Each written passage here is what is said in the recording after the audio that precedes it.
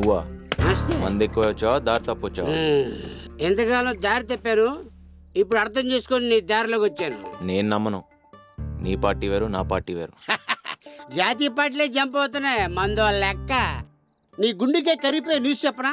ఏంటా చావు కబురు?